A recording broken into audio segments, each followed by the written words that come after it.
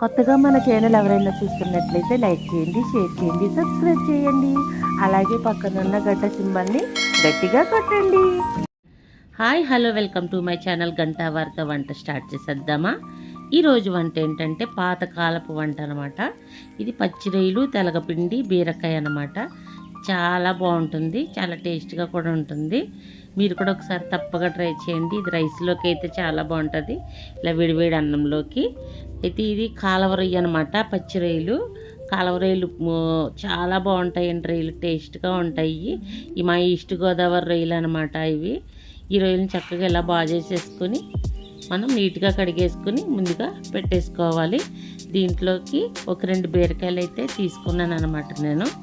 సొంత బీరకాయలు, ఈ సొంత చెట్టు బీరకాయలే. ఇది తెలగపిండి అనమాట. మిల్లు దగ్గర దొరుకుద్ది మనకి, బాగుంటుంది తెలగపిండి అయితే. ముందుగా మనం పచ్చిరొయ్యలు అయితే కొంచెం ఆయిల్ వేసుకుని మూకుట్లో జస్ట్ ఇలా ఫ్రై చేసుకోవాలి. కొంచెం పసుపు కూడా వేసేసుకుని ఇందులో మనం ఫ్రై కింద చేసుకోవాలన్నమాట.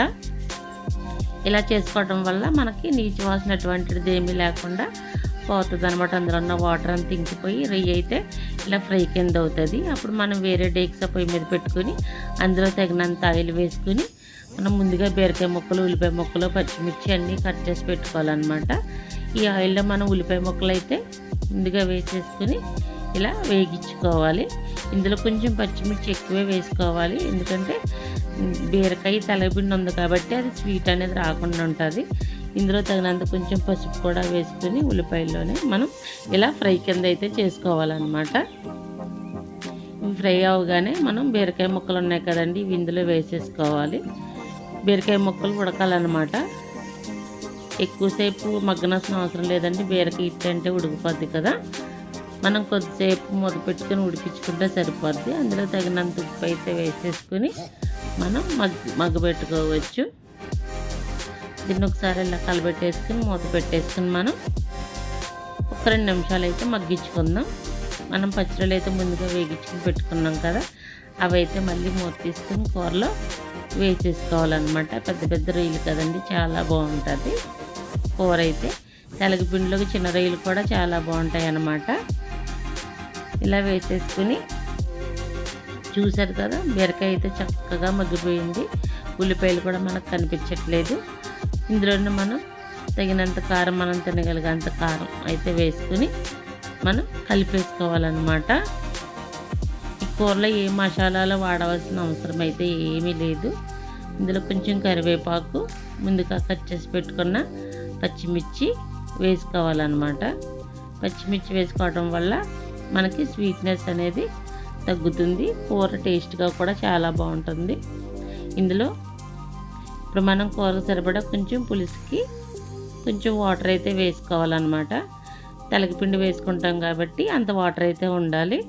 కూర ఉడుకుతున్నప్పుడు మనం తెలగపిండి ప్యాకెట్ ఉంది కదా, దాన్ని మనం ఎంతైతే వేసుకోగలుగుతామో కూరకు తగ్గట్టు నేనైతే సగమే వేసాను ప్యాకెట్కి.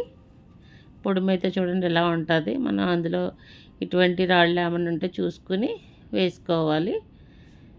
కూర చక్కగా ఉడుకుతుందండి. కూర మనం చూసుకుని మనకు పులుసు కొంచెం దగ్గరగా వచ్చింది అనిపించుకుని మనం తెలగపిండి అయితే వేసుకోవాలన్నమాట.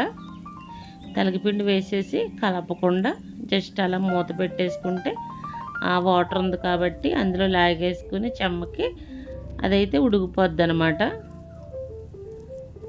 ఉడుకుతుంది. మనం ముందే కలిపేసుకున్నామంటే కూర అంత ఇదిగా ఉండదు. మనం లాస్ట్లో కలుపుకోవాలి.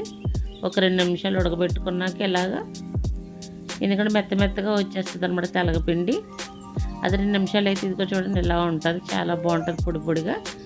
ఈ పొడిగా ఉన్న తెలగపిండి, పచ్చిరొయ్యలు, బీరకాయని మనం మళ్ళీ తాలింపు అయితే పెట్టుకోవాలి. మనం తాలింపు సరుకులన్నీ ఎండుమిర్చి, ఎల్లిపాయలు, కరివేపాకు, జీలకర్ర, మినపప్పు, శనగపప్పు అన్నీ వేసుకుని చక్కగా తాలింపు అయితే పెట్టుకోవాలన్నమాట. ఇవన్నీ వేసి తాలింపు పెట్టుకోవడంలో చాలా టేస్ట్ ఉంటుందండి కర్రీ అయితే.